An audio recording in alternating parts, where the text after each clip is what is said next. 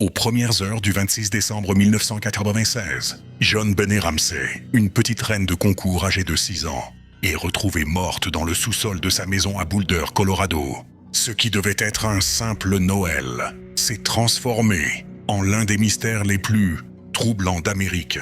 La lettre de rançon, les indices étranges et les théories contradictoires fascinent le monde depuis près de 30 ans. Ce soir, nous dévoilons le début de cette histoire glaçante. Le soir de Noël, la famille Ramsey rentre d'une réunion familiale.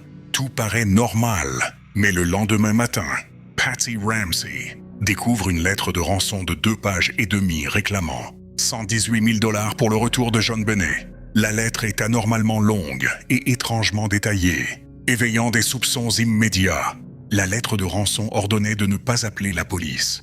Mais paniqués, les Ramsey l'ont fait. Les agents sont arrivés rapidement, mais des erreurs graves ont été commises. La maison n'a pas été sécurisée, et des amis comme des voisins sont entrés librement, contaminant la scène du crime. Des preuves essentielles ont peut-être disparu à jamais. Pendant que les enquêteurs fouillaient la maison, des heures passent sans aucune trace de John Benet. Finalement, son père, John Ramsey, descend au sous-sol. Dans une petite pièce de stockage, il découvre le corps sans vie de sa fille. Elle avait été étranglée et présentait une blessure à la tête. Un choc qui a bouleversé tout le pays. Cette découverte ne fait qu'épaissir le mystère.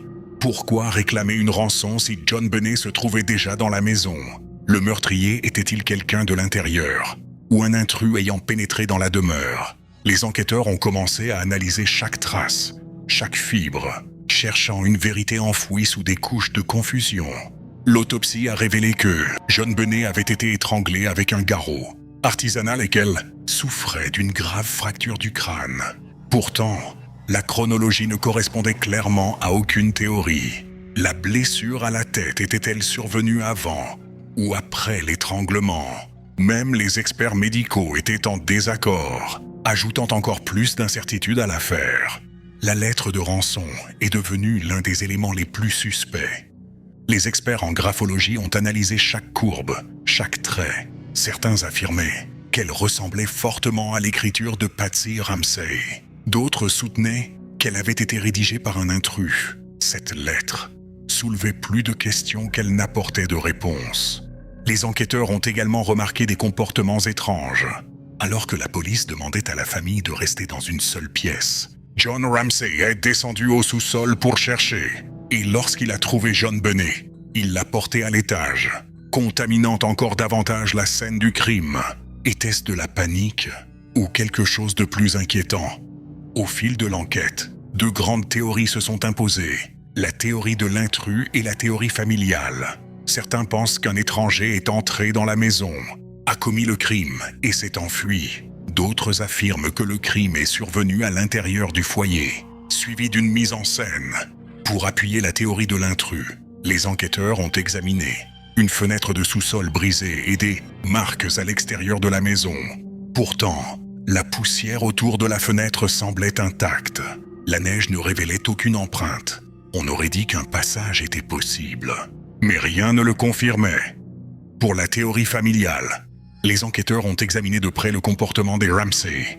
Pourquoi avaient-ils engagé un avocat si rapidement? Pourquoi leurs récits ne concordaient-ils pas? Et pourquoi refusaient-ils des interrogatoires séparés dans les premiers jours? Ces éléments ont éveillé de nombreux soupçons. La lettre de rançon était exceptionnellement longue, 2 pages et demie. La plupart des lettres de rançon sont courtes et directes, mais celle-ci contenait des références à des films, un ton émotionnel et des détails inutiles. On aurait dit qu'elle avait été écrite par quelqu'un qui connaissait bien la famille. Les experts ont également noté que le garrot avait été fabriqué à partir du pinceau de Patsy elle-même. Une partie du manche cassé a été retrouvée parmi le matériel d'art dans le sous-sol. Mais qui l'a brisé? Et qui aurait pu fabriquer une arme dans la maison sans réveiller personne?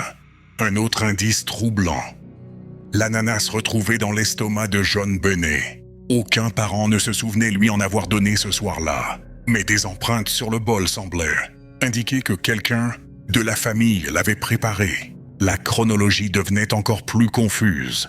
Malgré tous les indices, L'affaire est devenue de plus en plus froide au fil des ans. Les soupçons du public ont changé. D'abord les parents, puis le frère, puis un intrus mystérieux. Mais chaque théorie comportait des contradictions et des éléments manquants. Lorsque les enquêteurs ont réexaminé la pièce du sous-sol où John Bennett a été retrouvé, un détail les a profondément troublés. La corde en nylon utilisée pour le garrot. Ce n'était pas un objet courant dans la maison des Ramsey. Certains policiers pensaient qu'elle avait été apportée par le meurtrier. D'autres affirmaient qu'elle correspondait à des objets déjà présents dans la maison. Aujourd'hui encore, l'origine de cette corde reste l'un des plus grands mystères de l'affaire. Un autre moment crucial de l'enquête est venu lorsque les experts ont réanalysé la lettre de rançon. Les spécialistes de l'écriture n'ont pas pu l'attribuer de manière certaine à un membre de la famille Ramsey, mais ils n'ont pas pu les exclure non plus. Le style étrange de la lettre, son ton dramatique et sa longueur inhabituelle en font l'une des lettres de rançon les plus mystérieuses de l'histoire criminelle américaine. Au fil des années, les tests ADN avancés ont apporté un nouvel espoir.